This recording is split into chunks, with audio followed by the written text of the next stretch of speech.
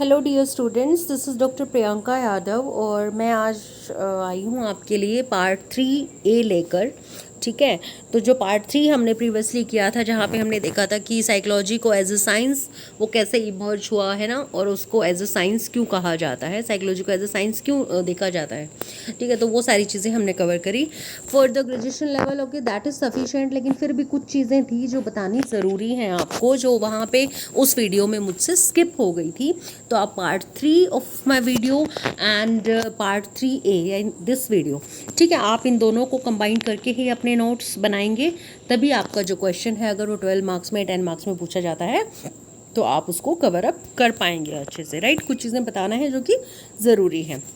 जैसे हमने previous video में देखा था कि कैसे साइकोलॉजी को हमने as a science of behaviour बताया, कि फिर देखा कि क्या ये फिज़िक्स केमिस्ट्री की तरह साइंस है, इससे कुछ डिफरेंट है, फिर हमने साइंस को कैसे एक्सप्लेन किया, वो सारी चीज़ें मैंने आपको बताई। ठीक है, अब साइकोलॉजी को हमने जैसे डिफ़ाइन किया था कि एज अ साइंस हम डिस्क्राइब करते हैं, तो साइकोलॉजी में एक इम्पॉर्टेंट चीज़ है। अब हमने ठीक है इसको कहा कि ठीक है इट इज़ द साइंस। कैसे साइंस है? Because it studies the mental processes, it studies the experiences, it studies the behaviour in different context. तो डिफरेंट डिफरेंट जो डेफिनेशंस दी गई, उनमें जो इम्पॉर्टेंट चीज़ निकल के आई वो क्या थी कि psychology is defined as a science which studies mental processes, experiences and behaviour in different context. तो first thing is mental processes. जैसे आप सबको पता है, मैंने क्लास में भी आपको पहले बता दिया था कि what are mental processes. Mental processes वो हैं, ये आपकी हायर मेंटल प्रोसेसेस और कॉग्निटिव प्रोसेसेस होती हैं जो कि आपके माइंड में चलती हैं, which are related to cognition, जिनकी वजह से आप reasoning, judgement, decision making, problem solving इत्यादि चीज़ें कंप्लीट करते हैं। ठीक है, दूसरा एक्सपीरियंसेस। एक्सपीरियंसेस का सबको पता है, experiences can be defined as the learning which is acquired through everyday life situation. जो रोज़मर्रा की ज़िंदगी में आप नया कुछ सीखते हैं, दीज आर द एक्सपीरियंसेस। तो इनकी भी स्टडी साइकोलॉजी को ही कहा जाता है। तीसरी जो चीज़ है वो क्या है हमारी? बिहेवियर। बिहेवियर क्या होता है? बिहेवियर इज द रिस्पॉन्स या रिएक्शन, कुछ भी रिएक्शन है बिहेवियर जो हम करते हैं या फिर जब हम किसी एक्टिविटी में एंगेज होते हैं, दैट इज़ आवर बिहेवियर। ठीक है, अब बिहेवियर जो है वो दो तरह का हो सकता है। इट में बी ओवर्ट बिहेवियर, इट में बी कॉवर्ट बिहेवियर। ओवर्ट बिहेवियर वो होता है जिस बिहेवियर को हम बाहर तक देख सकते हैं, सेंस कर सकते हैं, फील कर सकते हैं।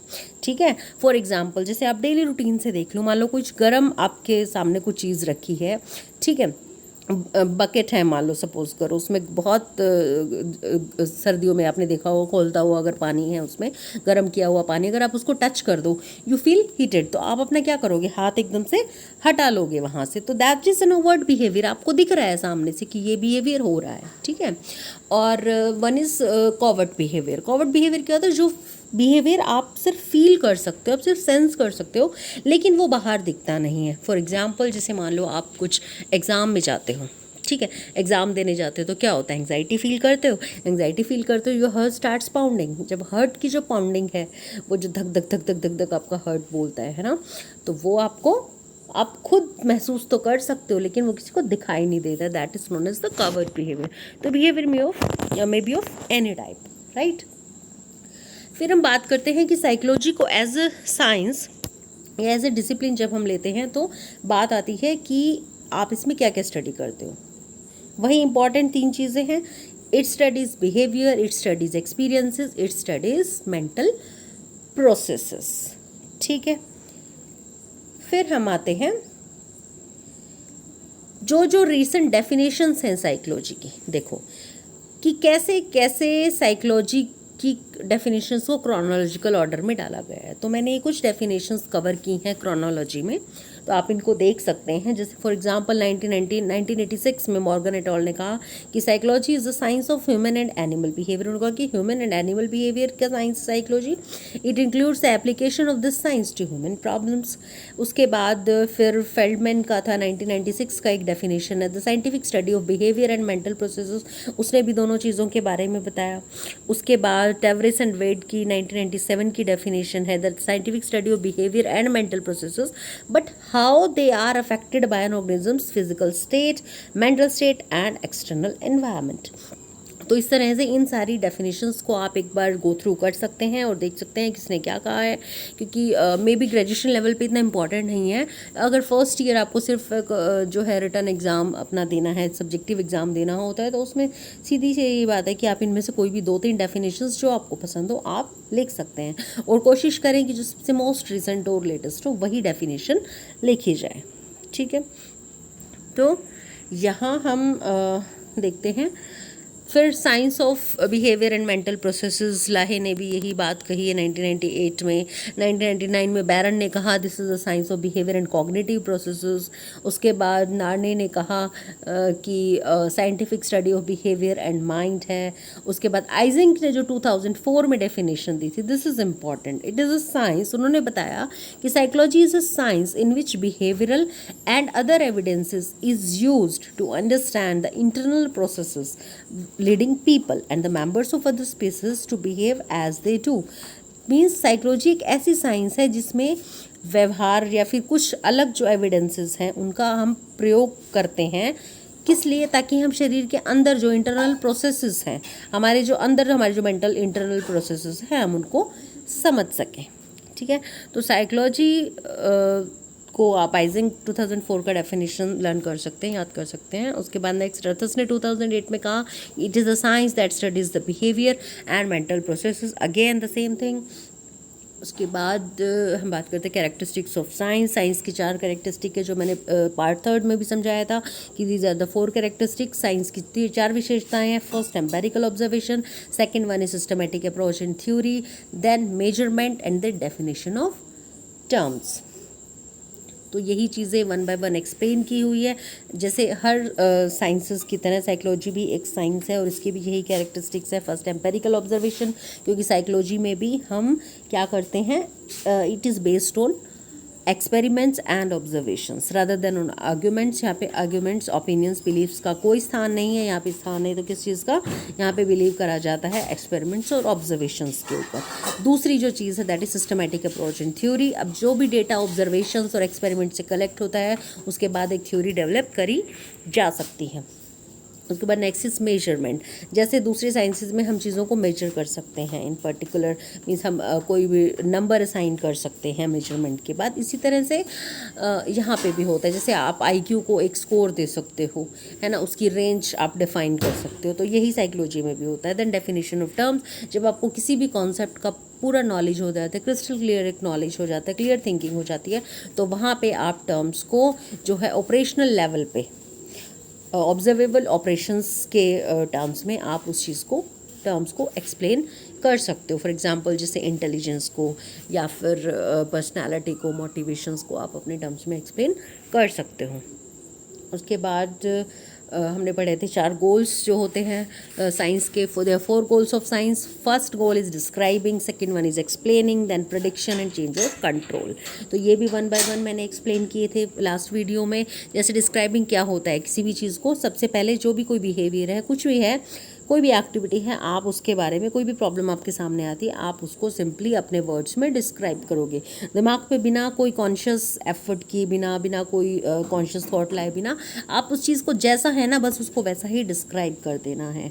दूसरा स्टेप आता है दैट इज एक्सप्लेनेशन। एक्सप्लेनेशन में क्या होता है, जहाँ पे साइकोलॉजिस्ट बहुत इंटरेस्टेड होते हैं इस स्टेप में, क्योंकि एक्सप्लेनेशन में एक्चुअली हमारे पास वो रीजंस निकल के आते हैं कि बिहेवियर हुआ तो क्यों हुआ, यहाँ पे हम क्यों का कारण जो है वो कारण पता चलाते हैं। तो तीसरा स्टेप आता है हमारे पास दैट इज प्रेडिक्शन। अब प्रेडिक्शन में क्या होता है, यानी भविष्यवाणी करना। तो जो हमने क्यों जो कारण पता चलाया था उसके बेसिस पे हम ये भविष्यवाणी कर सकते हैं कि आगे चलकर इस पर्सन का, इस क्लाइंट का बिहेवियर कैसा रहने वाला है। हम प्रिडिक्ट कर सकते हैं उसके पास्ट बिहेवियर को ऑब्जर्व करने के बाद कि फ्यूचर बिहेवियर किस तरह से होगा। इसी तरह से जो आपको चौथा स्टेप है दैट इज़ चेंज और कंट्रोल। तो साइकोलॉजी का अल्टीमेट मेन एम क्या है कि ठीक है बिहेवियर तो हो गया, लेकिन अब उस बिहेवियर को तो चेंज भी तो करना है, उसको कंट्रोल भी तो करना है। अल्टीमेट एम है, इसी के लिए तो क्लाइंट आपके पास आया है ना। तो वहाँ पे आप क्या करोगे, psychology aims to change the behaviour. Psychologist may try to influence और कंट्रोल दैट बिहेवियर। या तो आप इस बिहेवियर को चेंज करोगे with the help of interventions, है ना, जो भी थेरेपीज़ हैं, इंटरवेंशंस हैं, थेरेपीज़ हैं, काउंसलिंग के थ्रू, जैसे भी करके आप उसको चेंज करोगे या कंट्रोल करोगे। This is the last step. उसके बाद अब आप इन सारे जो 4 के 4 गोल्स हैं, अब आप इसको लाइफ में कैसे यूज़ कर सकते हो। अगर आप चाहते हो कि आपकी लाइफ में कुछ नई आदत आप डालना चाहते हो, अपनी अपनी लाइफ में कुछ बदलना चाहते हो, एक स्वस्थ आदत को विकसित करना चाहते हो, तो आप इन 4 गोल्स का प्रयोग कर सकते हो। जैसे आप शुरुआत में करने के लिए क्या करोगे, आप अपने लक्ष्य की कल्पना करो। फर्स्ट ऑफ ऑल आपको ये क्लियर हो गया है कि आपका गोल क्या है, आप क्या चाहते हो। ठीक है, जब एक बार आपके मन में एक लक्ष्य होता है तो आप अपने विचारों, भावनाओं और आपके जीवन में क्या चल रहा है, सबसे पहले उसको डिस्क्राइब करो, वर्णन करो। जैसे जैसे आप वर्णन करोगे ना, तो उस चीज़ में आपको क्लैरिटी आनी, आपके थॉट्स में क्लैरिटी आनी शुरू कर देगी कि कहाँ कमियां हैं, क्या अव्यवस्थितता है, कहाँ अराजकता है, क्या आप ख़त्म करना चाहते हो, क्या आप चेंज करोगे जिसके थ्रू आप किसी सोल्यूशन पे पहुंच सको। जब आप एक सूची, यहाँ पे क्या एक लिस्ट बना सकते हो कि क्या शॉर्टकमिंग्स हैं, आपको क्या क्या चेंजेस करने हैं। एक कॉग्निटिव मैप आप डेवलप कर सकते हो, अपने विचारों को, अपने थॉट्स को आप रिकॉर्ड कर सकते हो। तो जितना संभव हो सके उतना विस्तृत होने की कोशिश करो। ठीक है, अब ये पता लगाने की कोशिश करने की प्रक्रिया है कि क्या चल रहा है, एक व्यक्तिगत अनुभव को किस तरह से आपने एक शब्दों का रूप दिया है। ठीक है, तो इस तरह से सब कुछ किया जा सकता है, जिससे आपकी आदत के लिए आपको एक प्रकार का स्पष्टीकरण मिल जाता है एक्सप्लोरेशन स्टेज में। ठीक है, क्योंकि अब आप अपने आप से क्यों का प्रश्न पूछते हो कि ऐसा है तो क्यों है। ठीक है, और क्यों है, और इन वजह से, इन रुकावटों की वजह से आप अपने लक्ष्य में नहीं पहुंच पाए हो। यहाँ तक आपने नोट्स बना लिए। ठीक है, इसके बाद क्या करोगे, आप अपने भविष्य के विचारों और व्यवहारों की भविष्यवाणी इसके बेसिस पे कर सकते हो कि हाँ, अब आप ये बिहेवियर को चेंज कर सकते हो या नहीं कर सकते हो। लास्ट स्टेप क्या होगा, जब आपको इतना पता चल जाता है, फिर आप अपने जो है इन थॉट्स को चेंज करने की, इस बिहेवियर को चेंज करने की या कंट्रोल करने की कोशिश करते हो।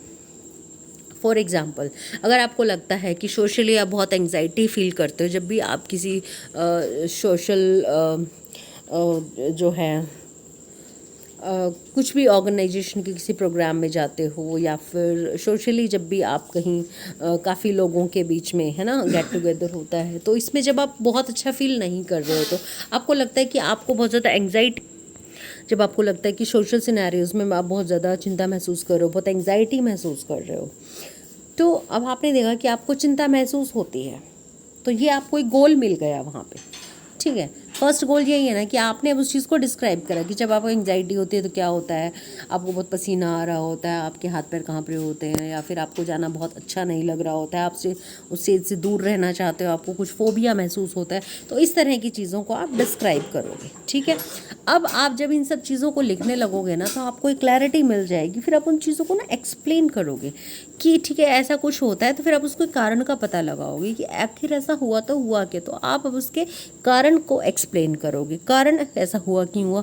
हो सकता है कारण ये हो कि आपको लगता है कि जिस सोशल गेट टुगेदर में आप जा रहे हो, जिस गैदरिंग में आप जा रहे हो, वहाँ लोग आपको पसंद नहीं करते, आपको ऐसा लगता है कि लोग आपको पसंद नहीं करेंगे, है ना, या फिर वो they are jealous of you.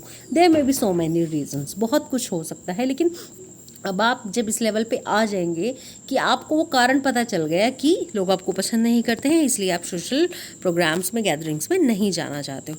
अब इससे आप ये प्रिडिक्ट कर सकते हो ना, थर्ड स्टेप में कैसे प्रिडिक्ट कर सकते हो कि जब भी आप नेक्स्ट टाइम ऐसे किसी प्रोग्राम में जाओगे, आप फिर से बहुत एंग्जाइटिक महसूस करोगे। अब आप क्या कोशिश करोगे, अब लास्ट स्टेज जो फोर्थ गोल हम यूज़ करेंगे, कंट्रोल करेंगे या चेंज करेंगे।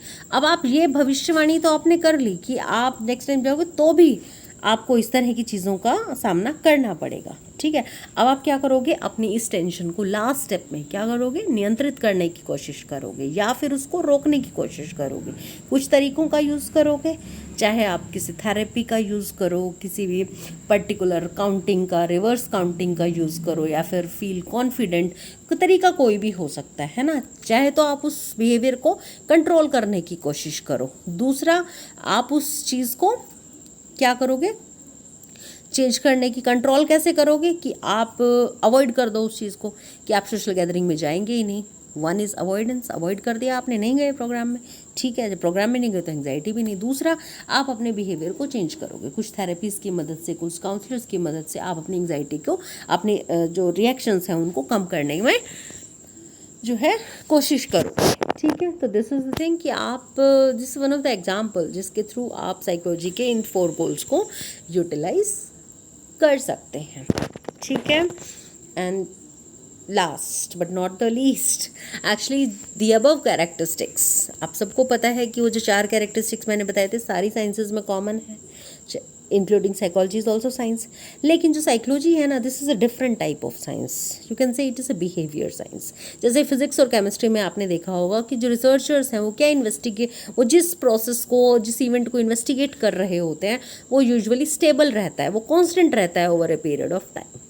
ठीक है, अगर आपने कोई केमिकल 5 ग्राम्स और 5 ml कुछ लिक्विड लिया है, उसमें कुछ आपने ऐड ऑन किया है, उसके बाद जो प्रोडक्ट बना है तो आपको उसकी क्वांटिटी पता है।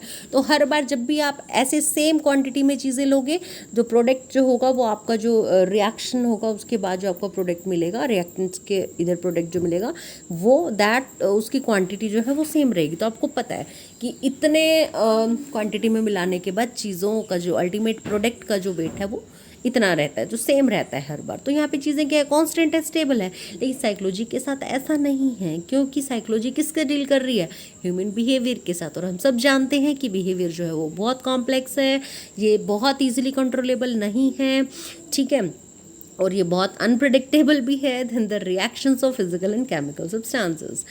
इसी तरह से जैसे दूसरी साइंसेज होती हैं वो क्या करती हैं, वो हमारे अराउंड जो चीज़ें हैं ना, हमारे आसपास वातावरण में जो, वो उनको इन्वेस्टिगेट करती है। जैसे उन्होंने फिजिक्स में आप ग्रेविटी पढ़ते हो, फ्रिक्शन पढ़ते हो, ठीक है, सेंट्रीपिटल फोर्स, सेंट्रीफ्यूगल फोर्स, कितनी सारी चीज़ें पढ़ते हो। लेकिन साइकोलॉजी में आप क्या करते हो, आप खुद इंसान को पढ़ रहे हो, लेबोरेटरी एक्सपेरिमेंटेशन यूज़ कर रहे हो, साइकोलॉजिकल टेस्टिंग कर रहे हो, स्टेटिस्टिकल एनालिसिस कर रहे हो, ऑब्जर्व कर रहे हो, इंटरव्यू कर रहे हो, कैसे भी कर रहे हो, लेकिन अल्टीमेटली आप खुद पर्सन को स्टडी कर रहे हो। You are studying the man's behaviour, you are studying the man himself, ठीक है। इसीलिए साइकोलॉजी को एक youngest group of scientific inquiry में इसको एक सोशल और बिहेवियरल साइंस माना गया है। So psychology is not a pure science, it is an applied science, it is an behavioural और सोशल साइंस, ठीक है।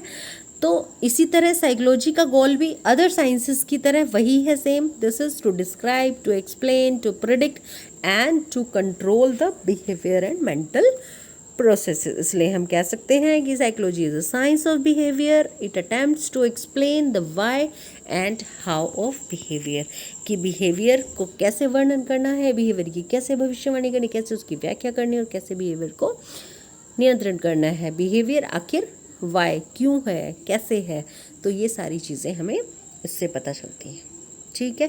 दैट्स वाई लास्ट में आप क्या, इन कंक्लूजन आप क्या कह सकते हो, yes psychology it's a science but it is not a pure science, it's a behavioral science, it's an applied science, it comes under the category of social sciences. Reasons मैंने आपको, I hope आपको ये सारी चीज़ें clear हो गई होंगी और मैंने आपको बहुत अच्छे से एक्सप्लेन भी करा है।